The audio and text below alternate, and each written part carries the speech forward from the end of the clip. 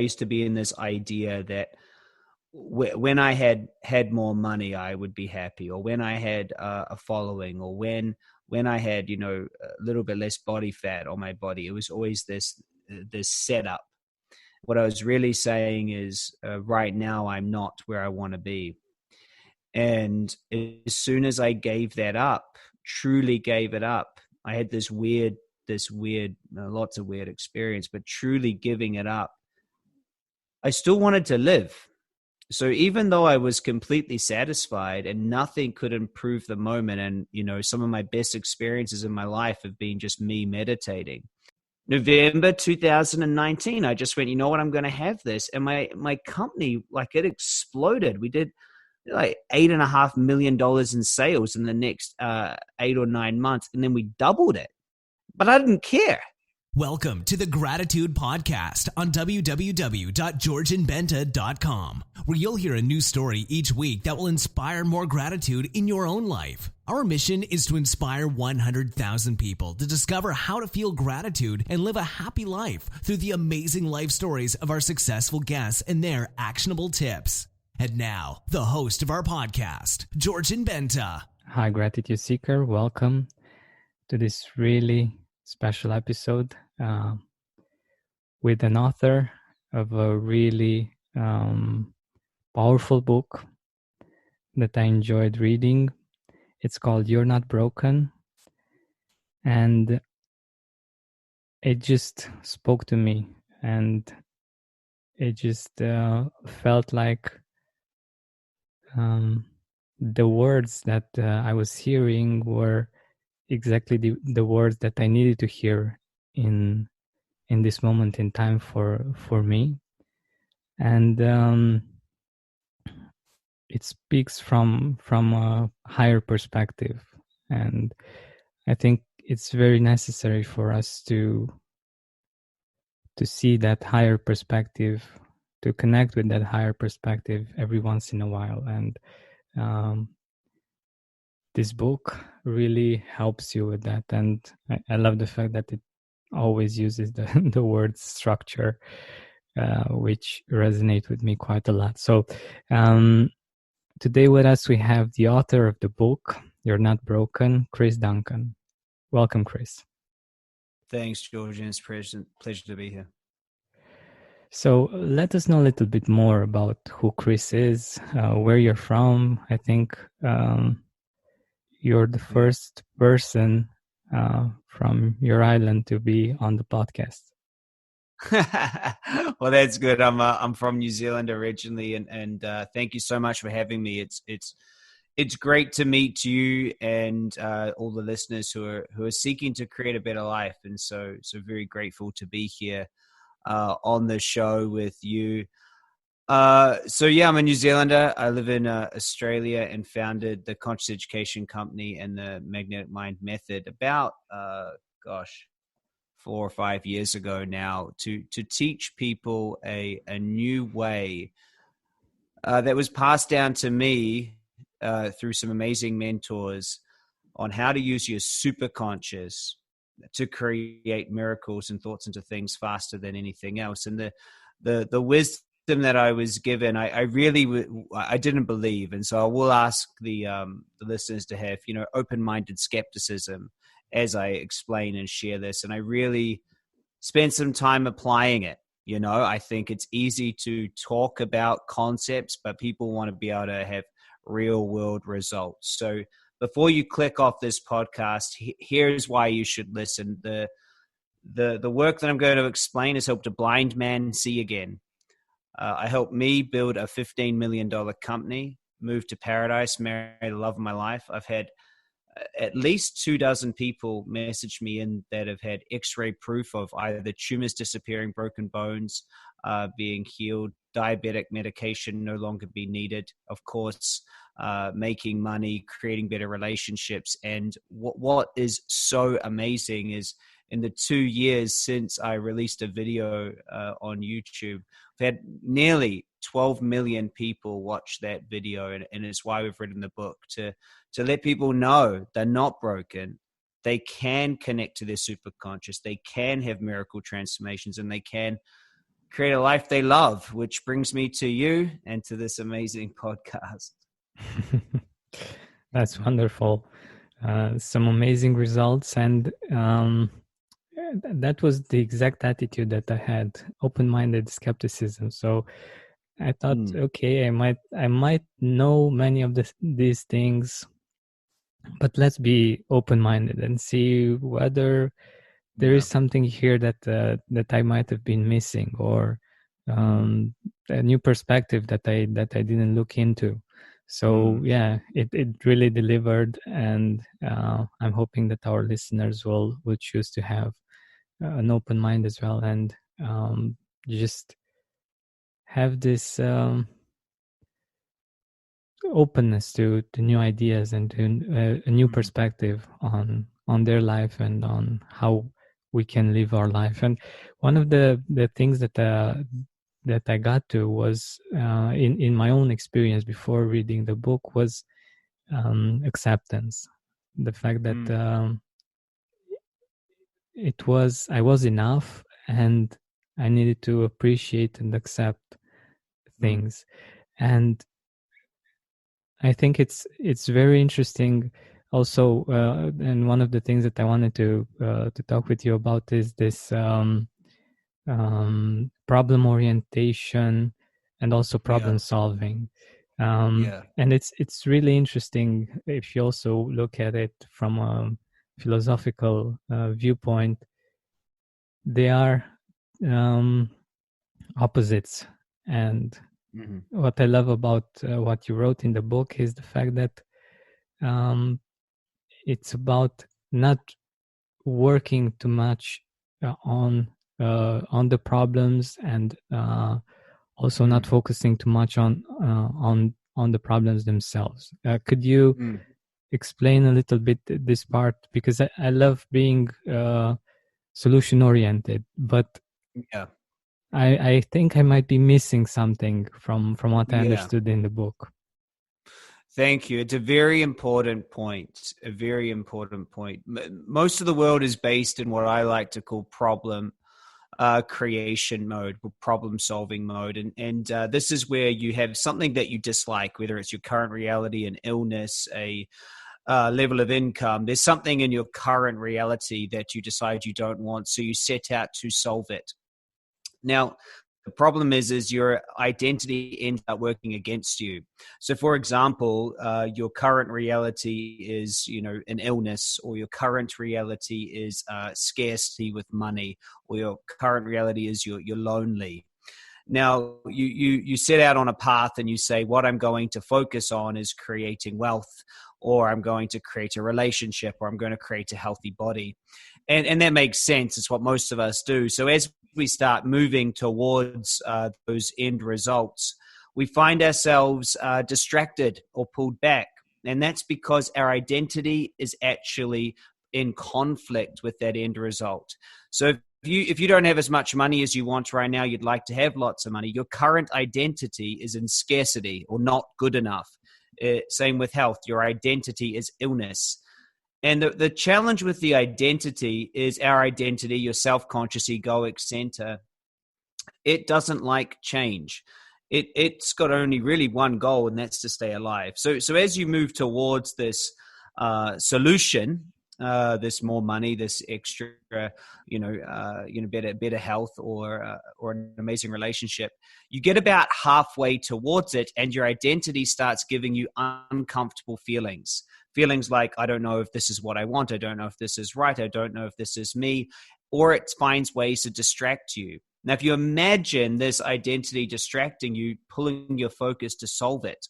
So we're moving towards what we want, and then we get distracted by our identity. So then that takes our focus off what we were going for, and we go to resolve this negative feeling. So this negative feeling about, doubt or uncomfort or whatever it is, we might go do a course or read a book or procrastinate or distract ourselves or change ideas, change relationship, eat the wrong food, whatever it is. But then we resolve that negative feeling that the identity gave us. And so we feel good. But the problem is we're back where we started. And this loop continues and continues. And I meet this with a lot of people. They chase health, and they say, I need to go get some health. I need to be more healthy. I don't feel good. I need to be healthy. And they say, well, I'm going to go to the naturopath. The naturopath prescribes them to change their diet. So they change their diet. They feel good for a little bit, but they still don't feel great. Then they look for something else. And then they go to, to a masseuse, or they go get EFT, or they go get hypnosis, and they keep on chasing and they get nowhere. This is called the problem reality. And what happens is in this reality, you end up creating an identity that says, I cannot create without fixing myself. I cannot create with the way I am. And this is actually one of the biggest problems or challenges in the personal development world. Every time we walk into a new technique, modality, or book, we walk in trying to fix the way we are, in a belief that if we fixed ourselves, improved ourselves, healed ourselves, we would finally have what we want. Now, the thing is this is in direct contrast with how real creation happens. The real creation happens by acknowledging you are it all already. We have a saying, you must be it to see it. And the it is the all, the infinite, everything. Once you realize you are it, then there's nothing to solve.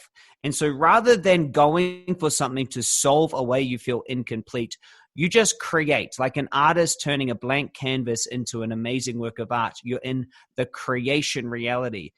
The creation reality, by definition, is not better than where you are now. It is simply a different experience in this human journey. And so your message here about gratitude and acceptance is so true. And I love what the Stoics said: acquiesce to the moment, acquiesce to the now. There's nothing more rich than the now. Once you truly understand that you cannot be more abundant than you choose to be right now. You cannot be more happy than you choose to be right now. You cannot be more in love than you choose to be right now. Nothing outside of you will give you what you can't already give yourself now. And once you truly get that, you become a superconductor. You have no resistance, because your identity is now equivalent or equal to the identity that has the result that you're creating. And that's the key. That's what unlocks a magnetic moment. You step through the wizard's gate and you create like magic. When you stop trying to solve your illness and accept it for what it is, put your body in the right conditions. I've seen miracles happen. People regaining their eyesight or walking after 30 years of using a cane. It's just a miracle. And that's what that shift is. And the shift happens in the now, which is, I guess, what you and your listeners are already doing. Yeah, this is what we strive to do. We're not always that great at it, but we try our best to do it, because we know the many benefits. And now with this perspective, it's even more encouraging, because I feel that this resonates a lot with gratitude, just being happy and satisfied and grateful for the present moment, for all of the things that are great right now. And from there we can create without much expectation of some sort, but we can just create because we are already satisfied. Yeah, totally. I used to be in this idea that when I had more money, I would be happy, or when I had a following, or when I had, a little bit less body fat on my body. It was always this setup. What I was really saying is right now I'm not where I want to be. And as soon as I gave that up, truly gave it up, I had this weird, lots of weird experience, but truly giving it up, I still wanted to live. So even though I was completely satisfied and nothing could improve the moment, and, some of my best experiences in my life have been just me meditating, even though that was so marvelous, it didn't mean I wanted to just end my human journey. I just didn't want to. I didn't need to create the things.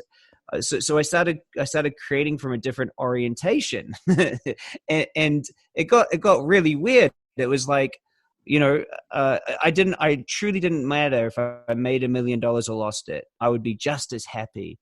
And as soon as I unlocked that door, it didn't matter if, how my body was. I just gave up and I became super conscious. And it was just wild. Like I couldn't believe it. I became so unattached to it. And then as I became unattached, I realized I was already bigger than any end result. I was bigger than, I had more abundance than any money could give me. Heck, that can't give you anything. More love than any relationship could give me. I had it all in me because I am the all. I'm connected to it. I'm a drop in the ocean of the source code. And I went, wow, I'm bigger than all of these things. So I'll just choose to have that flavor.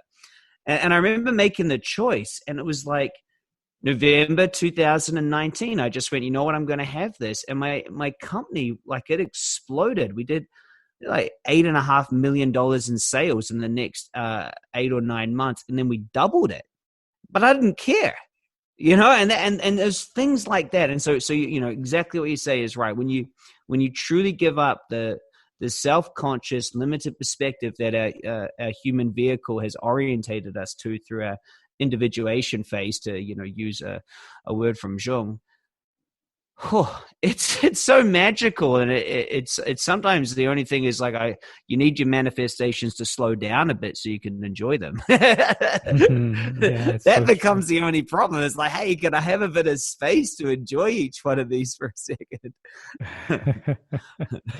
That's very true. That's very true. And also in those moments, I believe that gratitude is very important to just while you have the experience or afterwards, just to realize that you had that wonderful experience. And that's one of the things that we talk about here.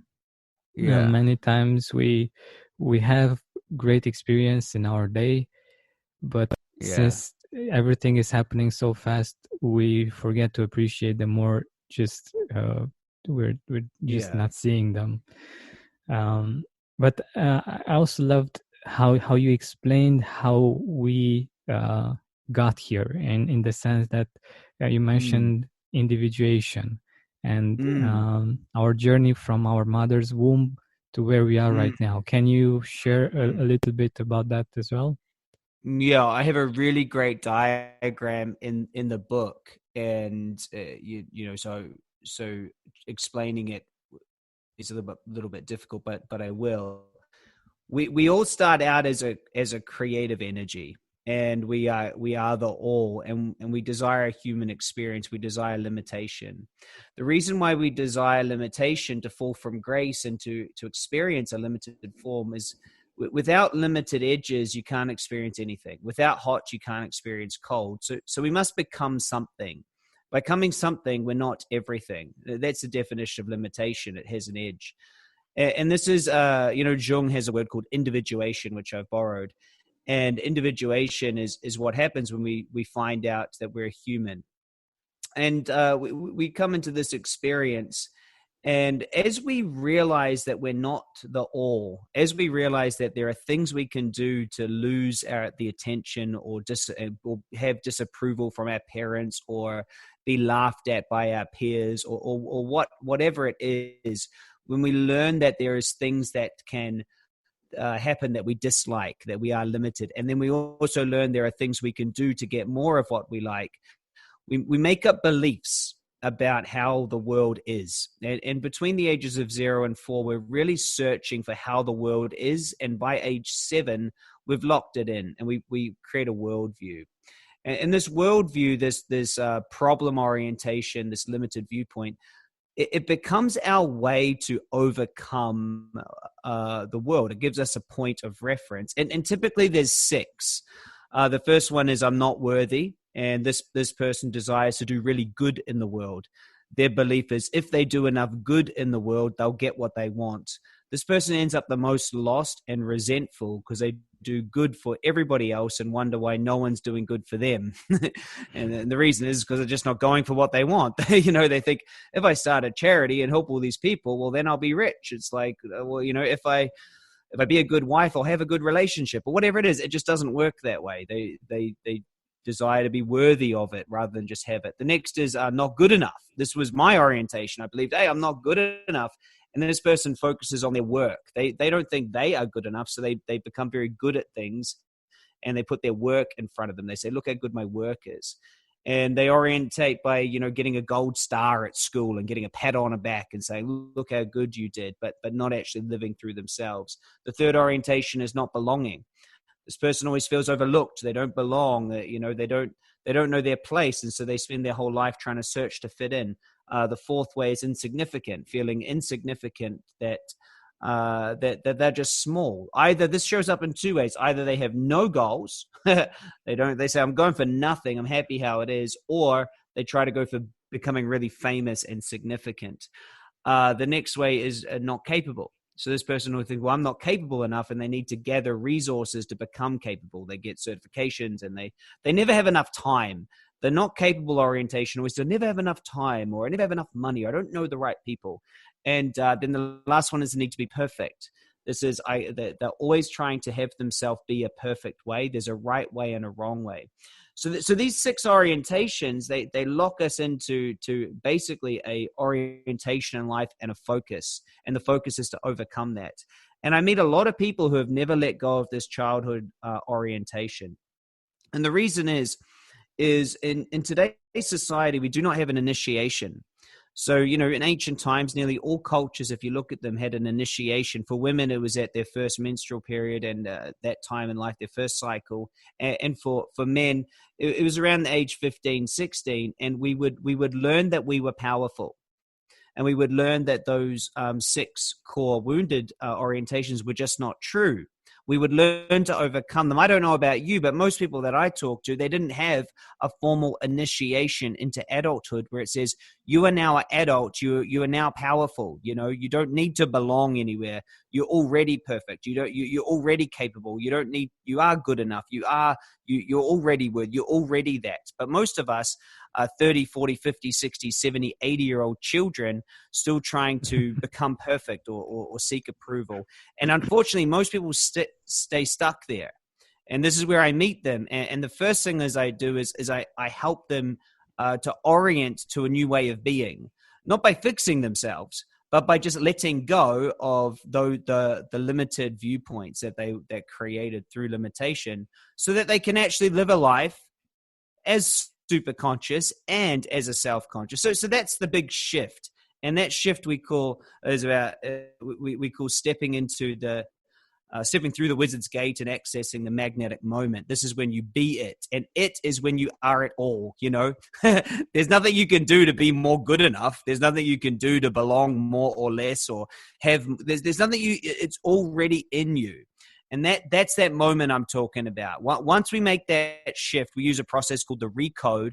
Recodes limitation to have it now, to become it now, to be both your superconscious awareness and your self-conscious limitation. When they do that, boom, they snap into place, and we start creating end results for no good reason, just because they would love. In fact, that's something that we teach. Well, we teach this. There's no reason why. There should be no reason why you want to create something. So you always know when someone's trying to overcome a self-imposed limitation, when there's always a reason why. Oh, I want to create a book because if I impact 1 million people, then people will think I'm amazing. Or if I do this, then whenever there's a big why. In fact, one of the things I really dislike is having to have any other reason than I just want it. I just choose it. Like, I just choose to create a beautiful home, or I just choose to have a charity. You know, it's not going to make me any better or worse. I just choose it. So that's the shift. And then, you know, after that, we really step into a new reality. Yeah. Did that make sense? I hope that made sense without the visual. It made a lot of sense. and I actually wanted to quote from the book something that I think it's really relevant to what you just said.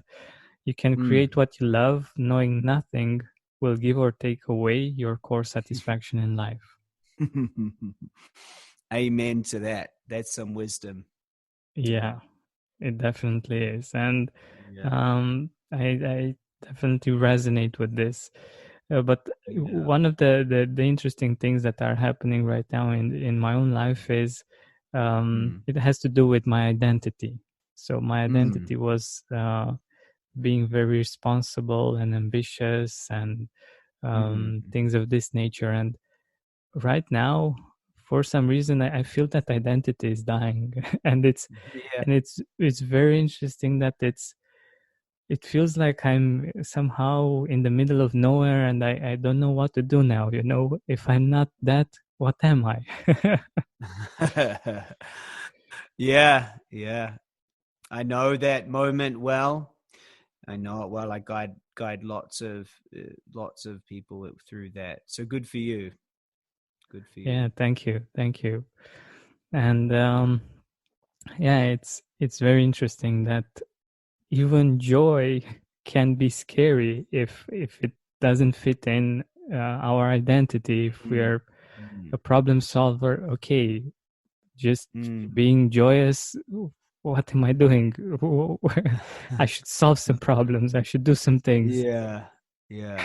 Well, when you when you've placed your worth on your work, you know this would be an orientation of I'm not good enough. My work must prove how good I am. The Yeah. person who has that orientation and won't allow themselves to just be, because just being is scary because they don't Mm-hmm. feel they have worth. Their worth is through their work. And so I must be putting my work on show. And so it's very scary. It is very scary. And many people say to this person, they say, you just need to relax. And to relax feels like jail to them. They're like, what do you mean relax? Exactly. You know, on the weekend, I just do more work. And others go, well, you just need to relax. And it's like, no, they need to allow themselves to let go truthfully of this idea that their work is going to make them good enough. You know, because we think, you know, so I've written this book, hey, and millions of people are going to buy it, and it's amazing, but that doesn't change me. You know, I'm still Chris that we'll sit down and have a whiskey with you and you know, just enjoy the moment. That's who I am. And then I was fortunate enough to put a book together that people love. And that's when you get that separation, magic, because your identity is no longer thinking that's going to give it what it wants. It already has it. Exactly. I believe this is, I don't know, it's so deep and so true for me in this moment, especially. It resonates very deeply with me, and I think it's again, it is very much related to gratitude and to Mm, appreciating ourselves and what we have in our life, and mm, feeling enough, feeling like we mm, have enough, feeling that we are enough.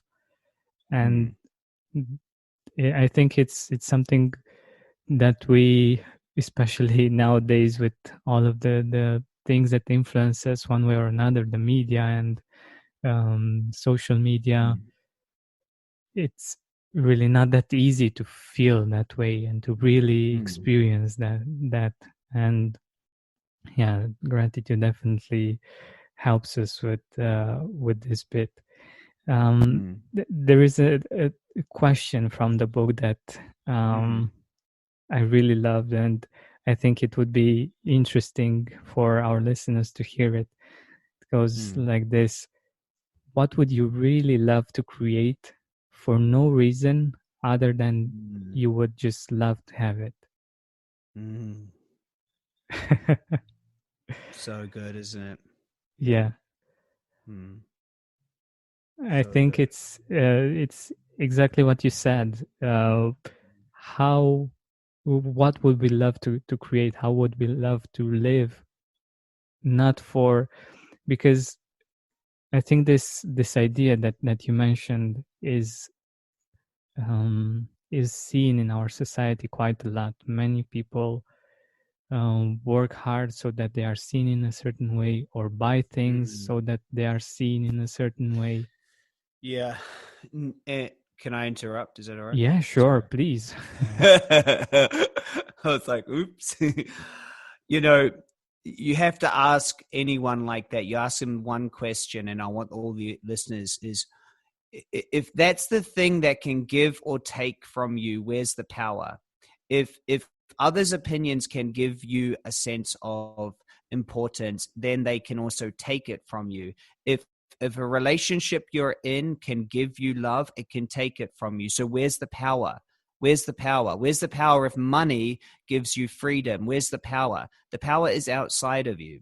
And that's the problem. If you have to put the power in medication, if you have to put the power in someone else, where's the real power? It's outside of you. See, if the true power for healing or miracles or creation was outside of us, then why is it true that there is no one vitamin or medicine that works 100% of the time? Because if this other thing was so powerful, there would be something in our universe that if you do it 100% of the time, it works.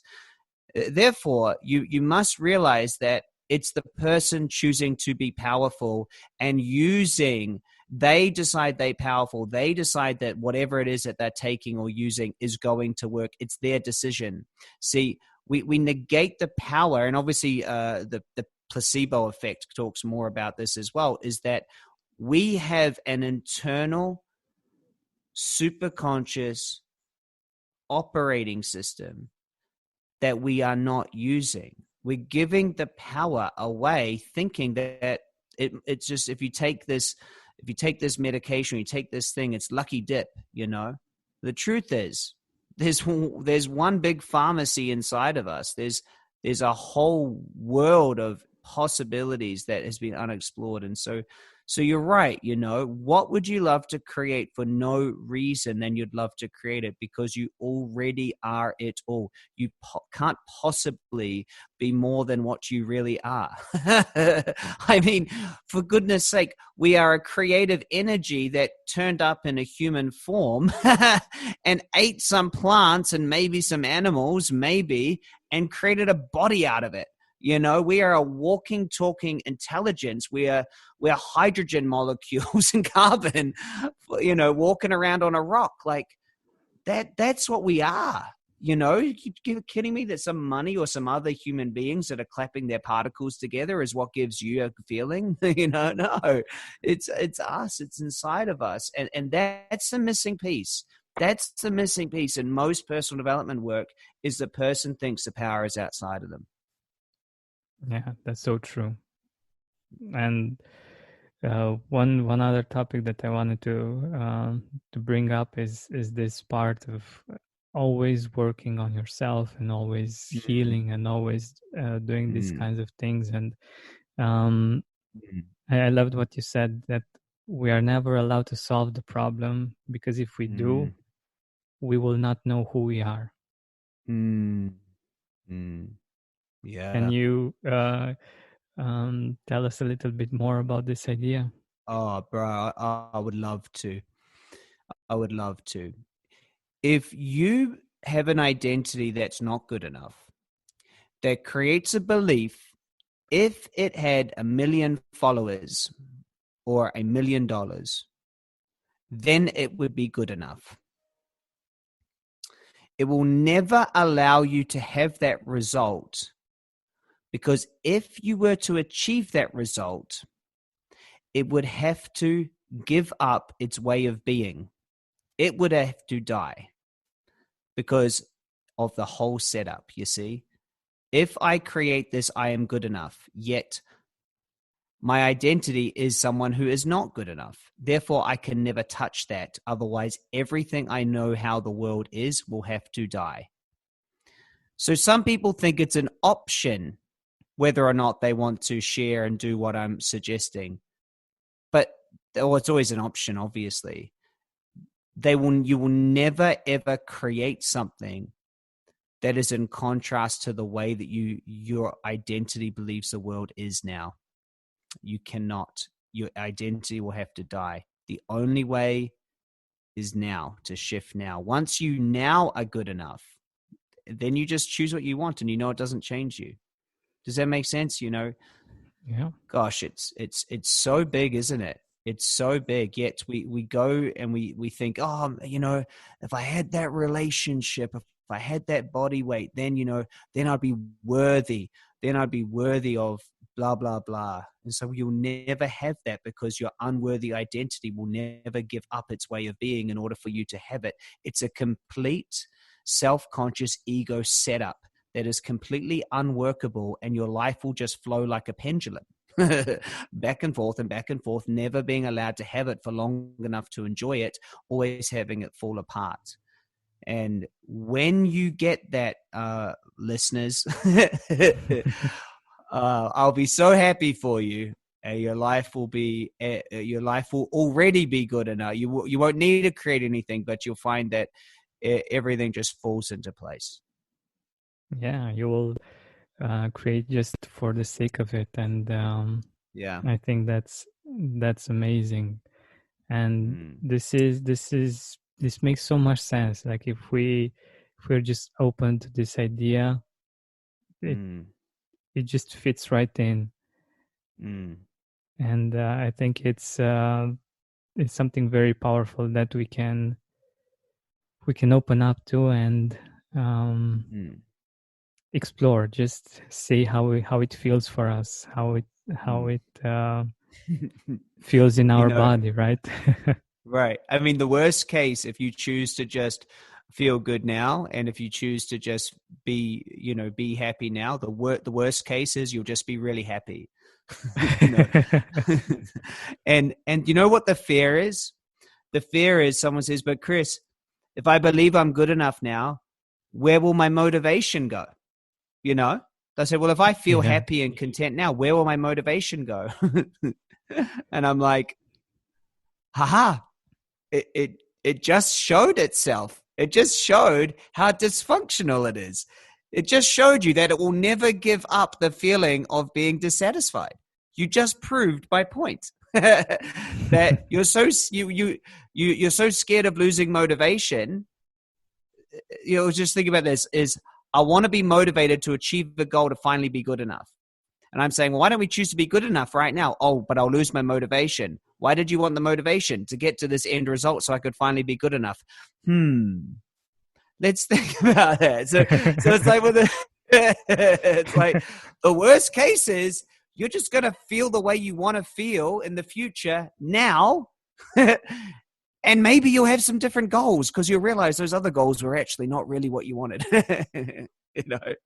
Exactly. There's no way to lose, but have open-minded skepticism. Like, be a complete skeptic with an open mind. Be a true scientist. I think the scientist of testing hypotheses is the scientific way, the scientific method. I think it's a very valid method. It's like open-minded skepticism, test the hypotheses.